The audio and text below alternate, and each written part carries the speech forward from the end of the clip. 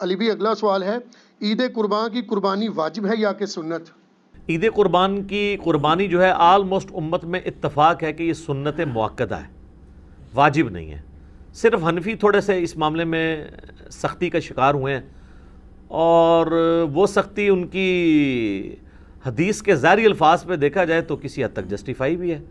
سنن ابن ماجہ میں حدیث ہے، المستدرک حاکم کے اندر موجود ہے، مسند امام احمد میں ہے، امام حاکم نے بھی اسے صحیح کہا، امام ذہبی نے بھی موافقت کی کہ جو لوگ استطاعت کے باوجود قربانی نہیں کرتے وہ ہماری عیدگاہوں سے دور رہیں۔ تو اس میں چونکہ ایک وعید ہے، اس کی وجہ سے امام حنیفہ کا یہ موقف ہے کہ عید قربان کی قربانی واجب ہے۔ لیکن ہم پہلے بھی آپ کو بتاتے ہیں کہ احادیث کو آپ نے صحابہ کے فہم کے مطابق دیکھ کے چلنا ہے، سلف کے فہم کے مطابق نہیں، صحابہ کے فہم کے مطابق۔ سلف تو امام حنیفہ بھی ہیں، انہوں نے فہم غلط لے لیا ہے، تو سلف کے فہم سے مراد ہے صحابہ کا فہم۔ صحابہ کا فہم یہ ہے کہ مصنف عبد الرزاق میں اور سنن الکبری البیہقی کے اندر موجود ہے کہ سیدنا ابو بکر اور عمر رضی اللہ عنہما بعض اوقات جان بوجھ کے عید قربان کی قربانی چھوڑ دیا کرتے تھے تاکہ لوگ اسے واجب نہ سمجھ لیں۔ تو عید قربان کی قربانی سنت ہے، واجب نہیں۔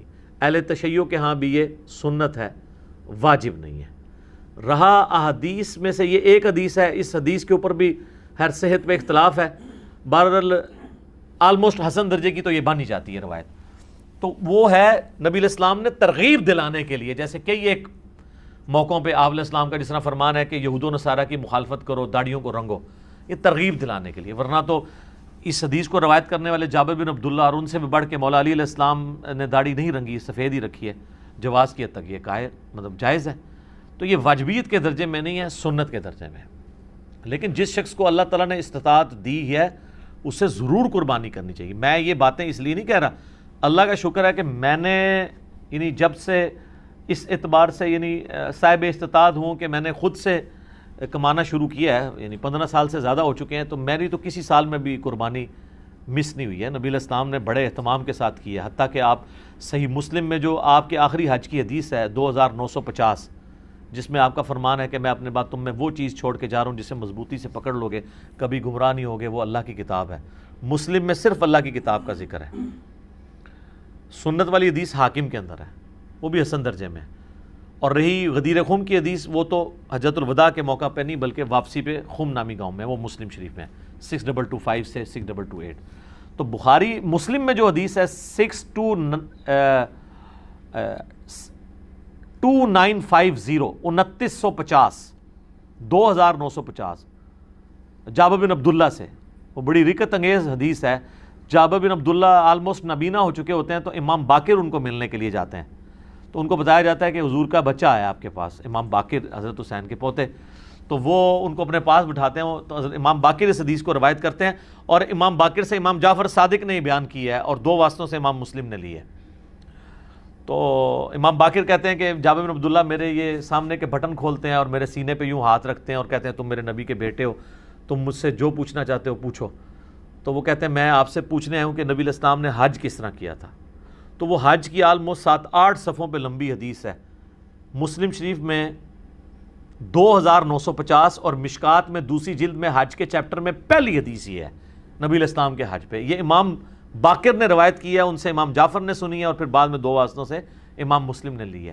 اس میں الفاظ ہیں کہ یمن سے نبی علیہ السلام نے 100 اونٹ منگوائے حجۃ الوداع کے موقع پر، 63 اونٹ آپ نے اپنے مبارک ہاتھوں سے نہر کیے ایک حج کے موقع پہ، 63 اونٹ، اور یہ حضور اپنی طرف سے کر رہے ہیں، اور باقی 37 جو ہیں وہ مولا علی کو کہا کہ تم نے کرنا ہے۔ تو 63 میں اشارہ تھا کہ آپ کی چونکہ زندگی مبارک کے 63 سال ہیں، آپ نے پورے سال ایک سال کی قربانی ایک ہی دفعہ کی ہے۔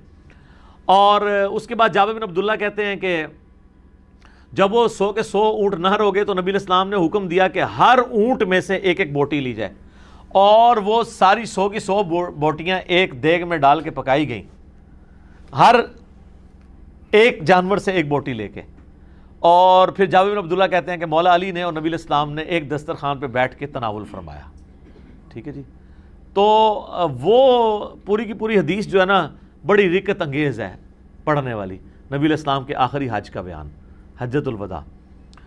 تو اس سے بھی یہ بات پتہ چلی کہ نبی علیہ السلام نے اس سنت کا بڑا اہتمام کیا ہے، لہٰذا اس چکروں میں تو پڑھنا ہی نہیں چاہیے کہ جناب واجب ہے یا سنت ہے. بھائی سنت ہے کریں گے. البتہ یہ ٹیکنیکل بحثیں اس لیے کی جاتی ہیں جب حنفیوں کی طرف سے زیادہ ایمفسائز کیا جاتا ہے اس مسئلے کے اوپر، اور بلکہ وہ تو ایک اور سٹیپ آگے چلے جاتے ہیں. وہ کہتے ہیں گھر میں جتنے لوگ الگ سے بھی صاحب استطاعت ہیں، کسی بیوی کے پاس سونا ہے تو وہ علیحدہ سے اپنی قربانی کرے گی، فلاں کرے گی، اور وہ بہت آگے چلے جاتے ہیں. اس لیے پھر یہ بحثیں جو ہے نا وہ سٹارٹ ہو جاتی ہیں. تو یہ سنت ہی ہے، واجب نہیں ہے، لیکن سنت مؤکدہ ہے، سنت دائمہ، متواتر اور مسلسل بھی ہے. ٹھیک ہو گیا. جزاک اللہ. علی بھی اگلا سوال ہے، قربانی کے لیے صاحب استطاعت ہونے کے اعتبار سے نصاب کیا ہوتا ہے؟ نصاب کے اوپر جی اتفاق ہے، صاحب نصاب وہ ہے جس میں قربانی کی استطاعت موجود ہے. اس کا زکوٰۃ کے نصاب کے ساتھ 52.5 تولے چاندی یا 7.5 تولے سونے کے ساتھ کوئی تعلق نہیں. ایک غریب آدمی ہے، قربانی کے دنوں میں اس کے پاس مال آ جاتا ہے تو وہ قربانی کے اعتبار سے صاحب استطاعت ہے، وہ قربانی کر سکتا ہے. لفظ میں اس لیے بول رہا ہوں چونکہ واجب نہیں ہے. میں یہ نہیں کہوں گا کہ وہ ضرور کرے، پھر تو واجبیت ہو جائے گی نا. تو میں نے آپ کو پہلے اس پہ بحث کر چکا ہوں. تو وہ صاحب استطاعت ہے، ضرور کرے. جہاں ہم اتنے اور خرچے کرتے ہیں تو قربانی کیوں نہ کریں. تو اس کے لیے آپ کے پاس قربانی کا خرچہ ہونا ضروری ہے. اب قربانی کا خرچہ بھی ظاہر ہے، اگر آپ اونٹ قربان کر رہے ہیں وہ تو 1.5-2 لاکھ روپے کا، اگر حصہ بھی ڈالتے ہیں تو آلموسٹ آج کل 18 سے 20 ہزار ہے. گائے کا 13 سے 15 ہزار ہے، اور بکرا لیں گے تو کم از کم بھی کوئی بہت بھی چھوٹے سے چھوٹا بھی دوندا بکرا ملا آپ کو تو 25 ہزار سے کم تو نہیں ملنے کا. اللہ ہے کہ بہت آپ انٹیریئر پنجاب میں کہیں جنوبی پنجاب چلے جائیں تو پھر بھی 20-25 ہزار کا تو بکرا چاہیے. تو اتنی رقم آپ کے پاس اگر رقم آ جاتی ہے تو بجائے اس کو اور معاملات میں خرچ کرنے کے اور جا کے ایک کوئی LED سکرین کو 50 انچ کی اٹھا کے لے آئیں آپ گھر میں، پہلے بھی ہو 32 والی، وہ چھوٹی لگ رہی ہو، پیسے آ جائیں، کمیٹی نکلے تو یہ چیزیں چھوٹی لگنی شروع ہو جاتی ہیں. تو اس کی بجائے قربانی کریں. آپ کیوں ان معاملات کے اوپر پیسے ضائع کرتے ہیں؟ پیسے ان کاموں میں ڈالیں. ٹھیک ہو گیا. جزاک اللہ. علی بھی اگلا سوال ہے، اگر ایک خاندان میں ایک سے زیادہ لوگ مالی طور پر استطاعت رکھتے ہوں تو سب لوگوں کو الگ الگ قربانی دینا ہوگی یا ایک خاندان کی جانب سے ایک قربانی کر دینا ہی کافی ہے؟ بہتر ہے جی سب الگ الگ دیں. دیکھیں یہ فضیلت ہے، ہر بندے نے اپنی قبر میں جانا ہے، وہ اللہ کے حضور کیوں نہ قربانی لے کے جائے. ان صلاتی و نسکی و محیایا و مماتی للہ رب العالمین. رہا شرعی مسئلہ تو یہ ہے کہ ایک خاندان کی طرف سے ایک قربانی کافی ہے. وہ سنن ابن ماجہ میں بھی اور جامع ترمذی میں حدیث موجود ہے. ابو ایوب انصاری رضی اللہ تعالیٰ عنہ سے جب پوچھا گیا تو انہوں نے فرمایا کہ ہم نبی الاسلام کے زمانے میں ایک خاندان کی طرف سے ایک ہی بکری قربان کیا کرتے تھے. پھر بعد میں جب لوگ باہم دولت میں ایک دوسرے پہ فخر کرنا شروع کر دیا تو پھر ایک سے زیادہ لوگ جانور قربان کرنا شروع کر دیا لوگوں نے. اور ایک اور حدیث ہے سنن ابن ماجہ میں بھی المستدرک للحاکم میں، ایک اور صحابی کہتے ہیں کہ ہم تو ہمیشہ سے پورے خاندان کی طرف سے ایک ہی جانور قربان کیا کرتے تھے، بکری یا بکرا، اور لیکن اب میرے گھر والے مجھے اکساتے ہیں تو ہم یعنی ایک دوسرے پہ روب ڈالنے کے لیے کہ ہمسایوں نے تو 3 بکرے دیے ہیں، تم کیوں ایک. یہ صحابہ کے زمانے میں بھی ہے. سر یہ جو ہائری پیڑی ہے جو ہم کہتے ہیں نا، اس پیڑی نے تینا کرتا ہے، یہ وہ جو ایک خاندانی ٹسل ہے. یہ تو وہ صحابی کہتے ہیں اب مجبوراً ہمیں اپنے گھر والوں کے اکسانے کے الفاظ ہیں، اکسانے پہ ہم بھی 1-2 بکرے زیادہ کر دیتے ہیں. ورنہ شرعی مسئلہ یہی ہے کہ ایک خاندان کی طرف سے ایک قربانی. یہ خاندان سے مراد ایک چولہا ہے.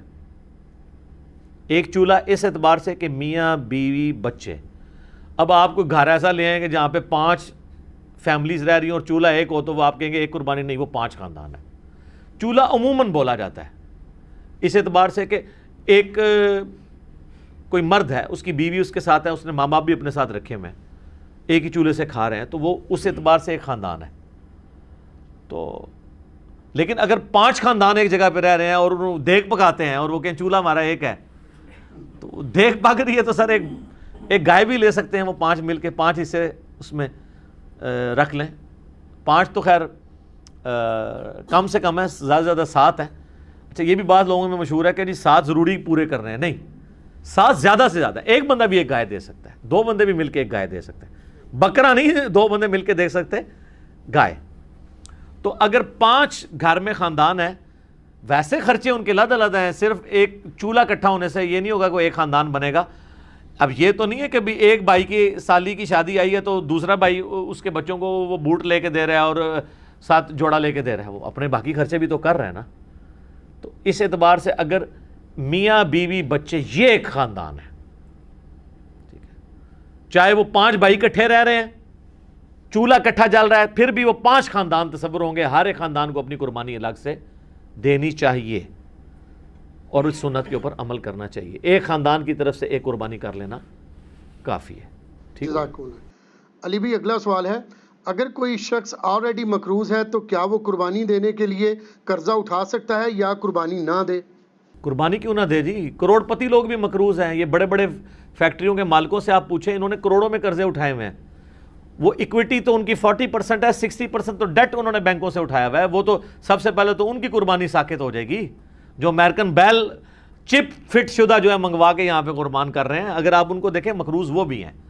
یہ قرضہ جو ہے یہ عارضی قرضہ ہے، یہ اس قرضے کو وہ قرضہ نہیں کہا جاتا کہ جس کی بنیاد پہ قرضہ یہ ہے کہ ایک بندہ قرضے کے تلے اس طرح دب گیا کہ اس کی 2 وقت کی روٹی محال ہو گئی ہے اور وہ روکی سکی کھا کے گزارا کر رہا ہے، اس کو مقروض کہا جاتا ہے۔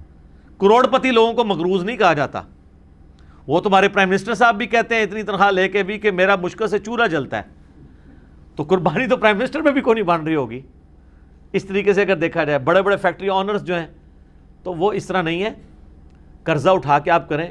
یہ کمیٹی آپ نے قرضے ہی تو ڈالی ہوتی ہے، کمیٹی ڈال لیں، سالی کی شادی کے لیے ڈالتے ہیں، بھائی کی شادی کے لیے ڈالتے ہیں کمیٹیاں، اور وہ جوتیاں اور کپڑے ہوں تب بھی نئے لے کے دیتے ہیں بچوں کو، اس کا خرچہ نکالیں تو ایک بیل میں حصہ ڈالنے سے تو کم ہی بنتا ہے، یہ بیل میں حصہ ڈالنا تو اس سے کم ہی بنتا ہے۔ آج کل ایک ایوریج شادی کے اوپر 15-20 ہزار روپے لگ جاتا ہے، تو سر 12-13 ہزار روپے کا آپ بیل میں حصہ نہیں ڈال سکتے، ضروری ہے کہ آپ نے بکرا ہی لینا ہے، بیل میں حصہ ڈال لیں۔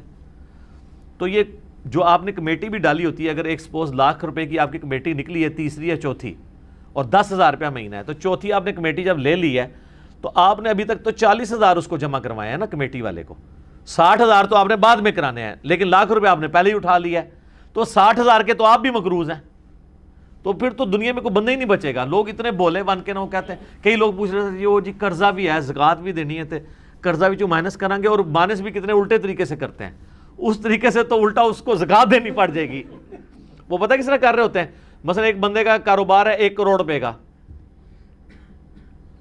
40 لاکھ روپیہ اس کا اپنا تھا سرمایہ، 60 لاکھ اس نے بینک سے اٹھایا قرضہ، کتنا ہو گیا 1 کروڑ۔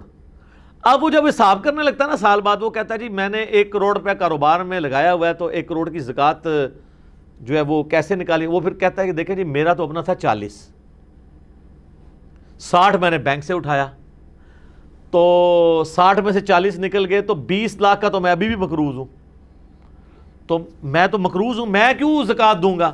حالانکہ وہ بیوقوف بھول جاتا ہے کہ کاروبار میں اس نے 1 کروڑ لگایا ہوا ہے، یہ 60 لاکھ 1 کروڑ میں سے مائنس ہونے ہیں، 40 لاکھ میں سے نہیں مائنس ہونے۔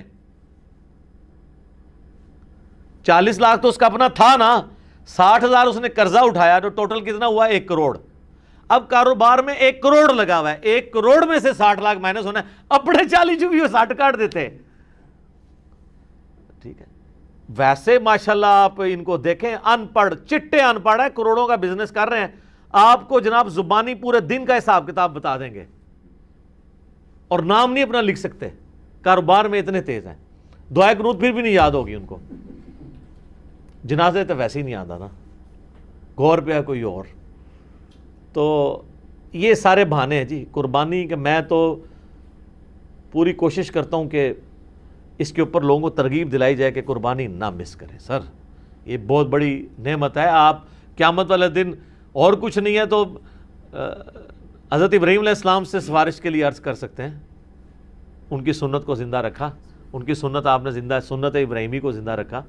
کوئی ایک نیکی اپنے ساتھ رکھیں اور اچھی چیز قربان کریں، ریاکاری کے لیے نہیں۔ جس طرح وہ یہ بھی دیکھیں آپ، یہ ٹی وی چینلز پہ شروع ہو جائے گا، وہ کراچی میں ایک بندہ ہے، وہ جناب بچپن میں ایک بیل اوپر 30 منزل پہ 4تھی منزل پہ چڑھا لیتا ہے، پھر وہ کرین آتی ہے اس کو اتارنے کے لیے۔ اس طریقے سے ایک بندہ ہے وہ جناب امریکن بیل منگواتا ہے، اس میں چپیں فٹ ہوئی ہوتی ہیں۔ تو اگر یہ وہ اللہ کے لیے اچھا جانور دینا بہت اچھی بات ہے، لیکن اس کی نمائش نہیں ہونی چاہیے۔ ریاکاری ہوئی تو اعمال برباد ہونے کا خدشہ ہے۔ مسند احمد میں حدیث ہے جس نے دکھلاوے کے لیے نماز پڑھی اس نے شرک کیا، حالانکہ پڑھی نماز ہے، دکھلاوے کے لیے روزہ رکھا اس نے شرک کیا، اور دکھلاوے کے لیے اللہ کی راہ میں صدقہ کیا، یہ صدقہ ہی ہے نا اللہ کی راہ میں قربانی کرنا، تو اس نے شرک کیا۔ اور جو مسلم شریف میں حدیث ہے کہ قیامت والے دن ایک سخی کو، ایک شہید کو، ایک قاری کو بلایا جائے گا، اللہ تعالیٰ تینوں کو اپنی نعمتیں گنوائے گا، تو پوچھے گا تو نے میرے لیے کیا کیا؟ شہید کہے گا یا اللہ جان دے دی اور کیا کرتا، اس سے بڑی کیا بات تھی؟ اللہ کہے گا اس لیے دی کہ لوگ تجھے بہادر کہیں، لہٰذا دنیا میں تیری بڑی تعریف ہوئی ہے، اوندا منہ کر کے دوزخ میں۔ سخی کو اللہ تعالیٰ پوچھے گا، کہے گا یا اللہ میں نے تو اتنا کچھ خیرات کیا، میں تو مسجد کی ٹوٹیوں کے اوپر نیم پلیٹ بھی لگوائی کہ فلاں سیٹ صاحب نے یہ وضو خانہ اور ٹائلٹ بنوایا ہے، اور بھی تو یقین نہیں آتا بریکٹائنچ، تو اللہ تعالیٰ بھائے گا یہ تو اس لیے کہا کہ لوگ اس تیری تعریف کریں، کر لی گئی، جا دوزخ میں تم، میرے پاس کوئی اجر نہیں۔ اور اس طریقے سے قرآن کے قاری کو کہا جائے گا تو نے اس لیے کیا کہ لوگ تیری تعریف کریں، تو بہت بڑا لامہ ہے۔ تو تجھے دنیا میں لوگوں نے ماشاءاللہ اتنی مدہ ذلہ دامت برکاتم عالیہ اور حافظہ اللہ، آیت اللہ، یادگار اسلاف، یادگار اسلاف نہ لکھا کرو، مطلب پتا کیا ہے کہ جڈا وڈا فراڈیا ہے نا، یہ اسلاف بھی ایڈے وڈے فراڈیے سن، یہ انہوں نے یاد ہی تازہ کر رہے ہیں نا، یہ تو اتنا خطرناک جملہ ہے نا لکھا کرو۔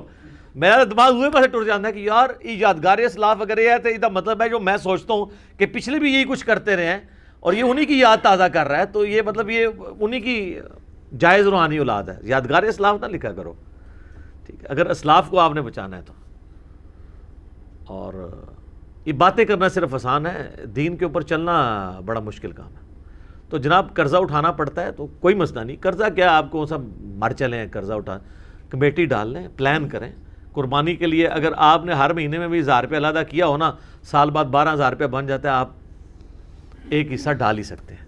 تو اس کو جس طرح باقی خرچے رکھے ہوئے ہیں نا، بچوں کی فیس، بچوں کی فیسیں آج کل 2000 سے تو سٹارٹ ہو رہی ہیں ایک عام نارمل سکول کے اندر، تو 24000 روپے تو آپ بچوں کی فیس بھی سال کی دے رہے ہیں، ٹھیک ہے۔ کرونا کی وجہ سے پھر بھی حیا نہیں آئی ہے اسکول والوں کو کہ پیسے ہی کچھ کم کر دیں، فیسیں آپ سے پوری لے رہے ہیں، تو سال میں 1000 روپے علیحدہ کر کے آپ اللہ کی راہ میں قربانی نہیں کر سکتے؟